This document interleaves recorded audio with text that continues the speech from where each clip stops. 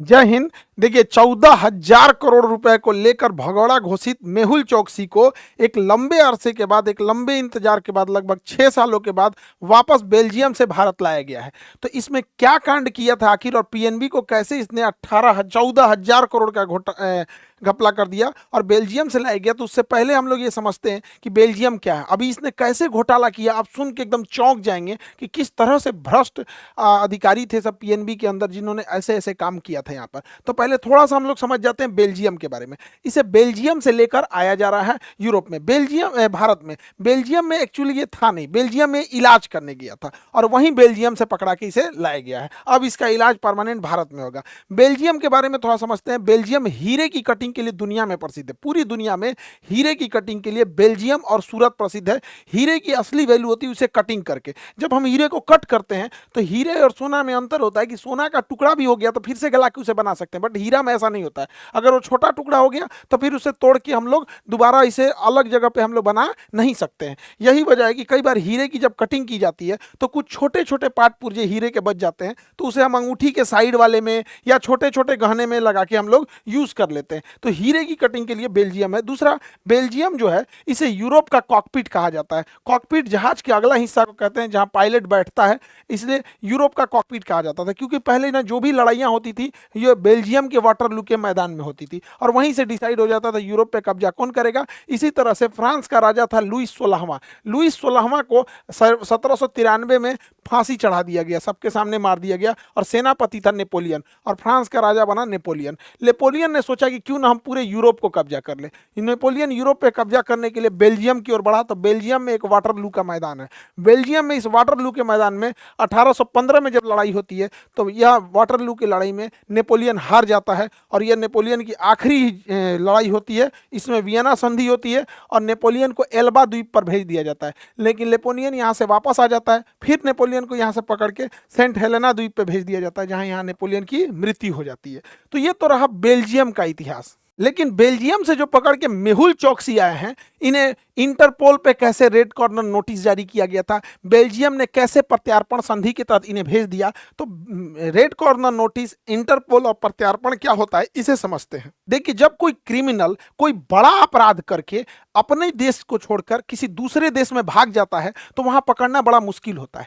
इसीलिए एक international police बनाई गई है जिसे शॉर्टकट में इंटरपोल कहा जाता है। इंटर मतलब इंटरनेशनल, पोल मतलब पुलिस। इसका मुख्यालय फ्रांस के लियोन्स शहर में है।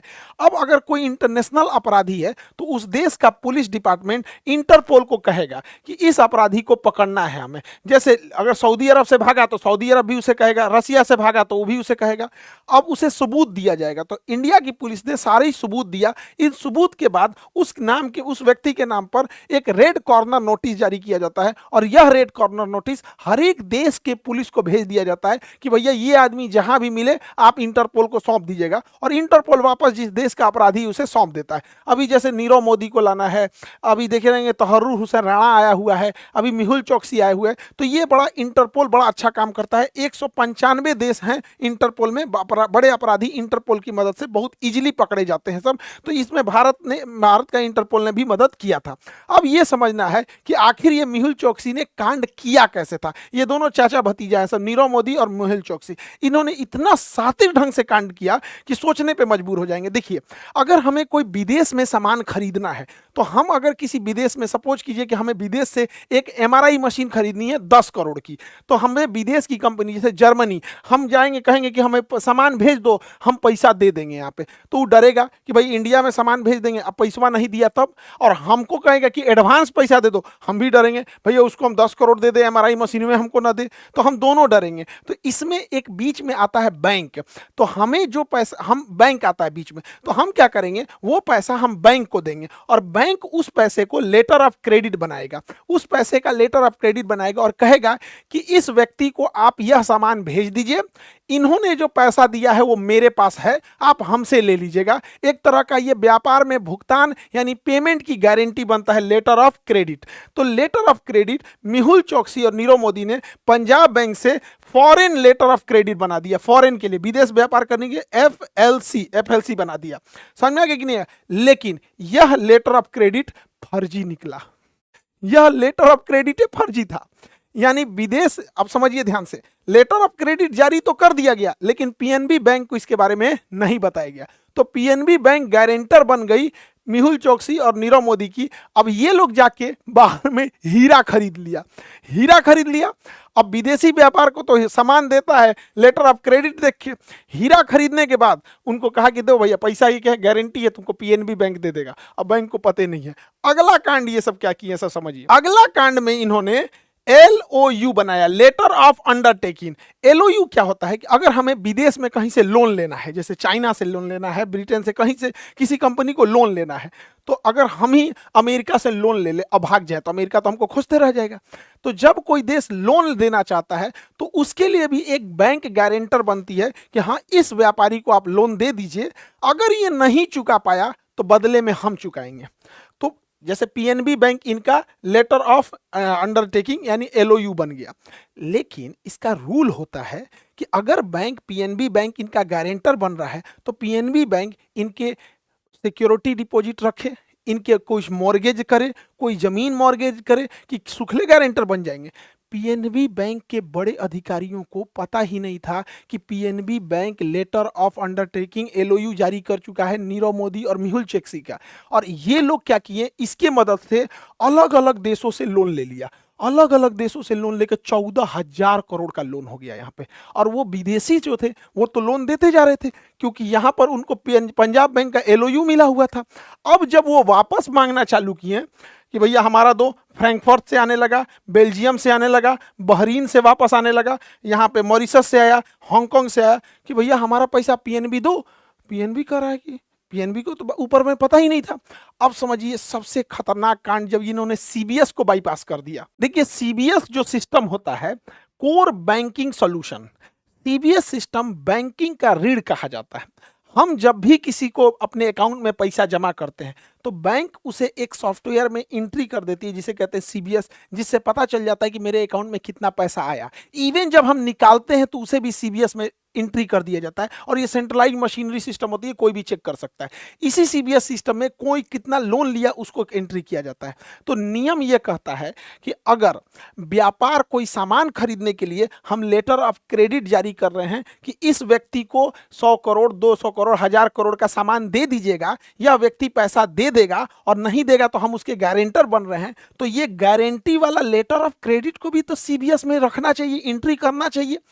दूसरा कि अगर इन्हें विदेश व्यापार करने के लिए लोन चाहिए तो LOU को भी पंजाब नेशनल बैंक का यह फर्ज बनता था कि अपने कोर बैंकिंग सॉल्यूशन के अंदर एंट्री करना चाहिए ताकि बैंक के जितने बड़े अधिकारी हैं उन्हें पता चल सके कि विदेश में ये दो लोग छुट्टा सांड बन के घूम रहे हैं, पीएनबी बैंक की गारंटी लेकर कि इसके मदद से चाहे जितना लोन ले ले और इसके मदद से चाहे जितने का हीरा खरीद ले। तो व्यापार करने के लिए लेटर ऑफ क्रेडिट और लोन लेने के लिए letter of understanding, letter of undertaking चाहिए। इसमें भी दो शर्त होती है। लेटर ऑफ क्रेडिट का भी एक लिमिट होता है कि कितना सामान खरीद सकते हो, पीएनबी वालों ने लिमिटें हटा दिया। LOU का भी एक लिमिट होता है कि कितना विदेश से लोन ले सकते हैं, इसका भी लिमिट हटा दिया और किसी को पता ना लगे इसलिए इसकी एंट्री कोर बैंकिंग सॉल्यूशन में नहीं दिया, सीबीएस में नहीं दिया। जब इसकी जांच ईडी और सीबीआई कर रही थी तो माथा पीट रहे थे सब कि गजब का ये सेटिंग बाज आदमी है सब। पीएनबी बैंक वाले क्या खतरनाक काम किया है आप लोग। इतना बड़ा कांड कर कर ये मेहुल चोकसी भारत से भाग गया और भारत से भागा ऐसे देश में, एंटीगुआ नाम के देश में, अमेरिका के पास भागा, एक छोटा सा द्वीप में जहां पर हमारे देश में ऐसा कोई समझौता नहीं है कि हम एक दूसरे के कैदी को आदान प्रदान करेंगे। लेकिन मेहुल चोकसी की तबीयत खराब हो गई, वो इलाज कराने आ गया बेल्जियम में और बेल्जियम में जैसे इलाज कराने आया एक्स्ट्राडिशन संधि अर्थात प्रत्यार्पण संधि के तहत उसे गिरफ्तार करके भारत में भेज दिया गया।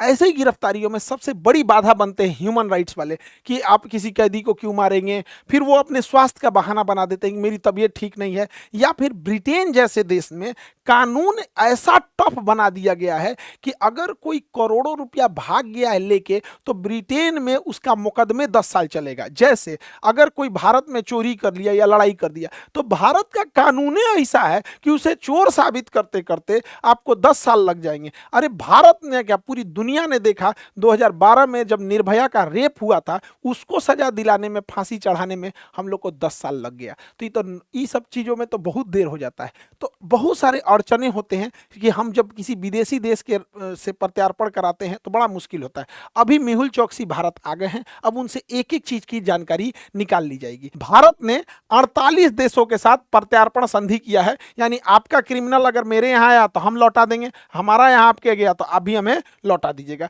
तो ये अच्छी चीज है प्रत्यार्पण संधि। अभी भारत ने प्रत्यार्पण संधि के तहत अमेरिका से तहव्वुर राणा को वापस भारत में लाया है। ये वही व्यक्ति है जिसने मुंबई ब्लास्ट का 26/11 ताज होटल और जो मुंबई में ब्लास्ट हुआ था उसका मास्टरमाइंड था। यह कनाडा का नागरिक है, पाकिस्तानी मूल का है, कनाडा में जन्म लिया। पाकिस्तानी चाहे जहां भी जन्म लोगे, डीएनए तो चेंज नहीं होने वाला है। सोच रहे तुम आतंकवादी ये बनोगे जाके वहां पे।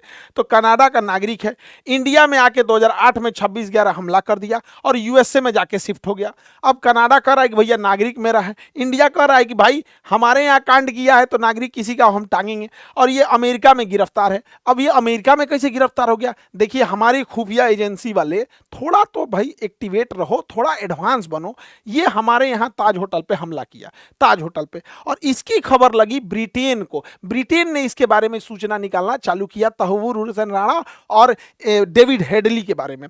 और ब्रिटेन की खुफिया एजेंसी मिलिट्री इंटेलिजेंस उसकी यूनिट 5 MI5 कहा गया, MI5 ने अमेरिका को यह सूचना दिया कि जो मुंबई बम ब्लास्ट के 2 मास्टरमाइंड है, तहव्वुर राणा और डेविड हेडली, ये दोनों शिकागो में हैं। इस आधार पर 2008 में हमला हुआ, उसके अगले साल 2009 में अमेरिका ने इसे गिरफ्तार कर लिया। अमेरिका इसे क्या कर लेता है? गिरफ्तार कर लेता है। अब देखिए, ये रहने वाला है कनाडा का, कांड करता है इंडिया में, गिरफ्तार होता है अमेरिका में, और भारत और अमेरिका के बीच में 1997 में ही प्रत्यार्पण संधि एक्स्ट्राडिशन ट्रीटी साइन हो गई थी। और इस ट्रीटी के आर्टिकल 8 के तहत अमेरिका जो है वो हमारे कैदियों को वापस भारत को सौंपेगा। तहव्वुर राणा इतना खतरनाक आदमी था, इसने एक अमेरिकी मूल के व्यक्ति को हायर किया जिसका नाम था डेविड हेडली। डेविड हेडली ही वो व्यक्ति था जो मुंबई आया था। इस पर भारतीय खुफिया एजेंसी, अमेरिकी खुफिया एजेंसी तथा ब्रिटेन की खुफिया एजेंसी को पहले से डाउट था, लेकिन तहव्वुर राणा ने कह दिया कि यह व्यक्ति इमिग्रेशन सेंटर चलाता है, यानी विदेश में किसी को आने ले जाने वाला एजेंट है, तो इसे तो बहुत बार आना जाना रहेगा ही। और तहव्वुर राणा के कहने पे डेविड हेडली ने मुंबई के कैफे लियोपोल्ड हो, नरीमन पॉइंट हो, या चबल हाउस हो, या छत्रपति शिवाजी टर्मिनल हो, या मुंबई का ताज होटल हो, नरीमन पॉइंट हो, ओबराय होटल, ट्राइडेंट होटल, जितने भी जगह थे जहां ब्लास्ट हुआ था, इसी ने उसकी पूरी तरह से फोटोग्राफी की थी, वीडियो रिकॉर्डिंग किया था। कहां पर आतंकवादी आएंगे, कहां पे होटल में रुकेंगे, कहां से टैक्सी लेंगे, तहव्वुर राणा के कहने पे डेविड हेडली ने किया था। डेविड हेडली अभी अमेरिकी जेल में है और इसे भारत लाया जा चुका है, और इसी ने पूरा ताज होटल में ब्लास्ट का कांड रचा और मुंबई का नक्शा खींचा। देखिए, मुंबई जो है ये है आपकी मुंबई, लेकिन मुंबई यह है, इधर भी समुंदर, इधर भी समुंदर, नीचे भी समुंदर। तो मुंबई के ऊपर ये वाला एरिया आता है ठाणे, और ये वाला एरिया आता है कल्याण, तो ये सब थोड़ा दूर हो जाते हैं। और ये है आपका नवी मुंबई। अभी विकसित किया जा रहा है नवी मुंबई को, क्योंकि फ्यूचर नवी मुंबई में है। लेकिन मुंबई में जो सबसे महंगे एरिया है वो ये तो है आपका मुंबई। मुंबई का सबसे महंगा एरिया ये साउथ मुंबई है। तो आतंकवादियों को डेविड हेडली ने बताया था कि यहीं पर ज्यादा तुम्हें टारगेट करना है। यही कारण है कि उसने साउथ मुंबई, ये मुंबई का नक्शा है, ये तो पूरे अगल बगल का भी है, इसमें यहां पर मुंबई में इसने चबल हाउस पे, कैफे लियोपोल्ड जहां यहूदी हैं, ताज होटल के सामने यहां पर ओबराय होटल, ट्राइडेंट होटल, यहां पर पूरा मारधार मचा दिया। और यहीं पे आतंकवादी कामा हॉस्पिटल में घुस गए, छत्रपति शिवाजी महाराज टर्मिनल पे हमला कर दिया। ये सारा प्लानिंग डेविड हेडली का था जो जेल में है, और डेविड हेडली का जो गुरु था वो तहव्वुर राणा, भारत ने उसे अपने अमेरिका से एक्स्ट्राडिशन संधि के तहत वापस बुला लिया है। तहव्वुर राणा के वकील ने अमेरिका सरकार पर इतना प्रेशर बनाया कि इसे भारत नहीं भेजा जाए। कहा कि भारत में इसको मार दिया जाएगा, नहीं इज्जत न किया जाएगा इसको, तो भारत में इसे ना भेजने के लिए इसने कहा, वकील ने, अमेरिका सरकार से कि इसको 33 गो बीमारी है, 33 गो।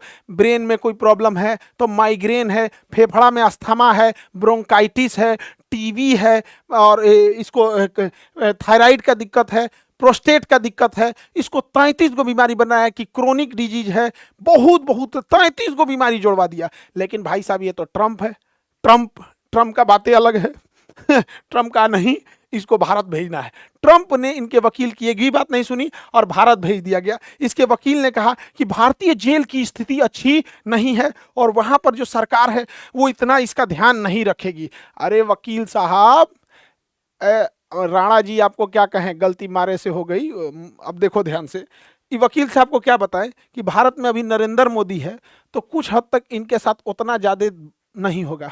कहियो जो योगी आदित्यनाथ रहते, ई ऑन कैमरा गाड़ी पलट जाती, कोई कुछ नहीं कर पाता, चाहे ट्रंप होते चाहे कुछ भी।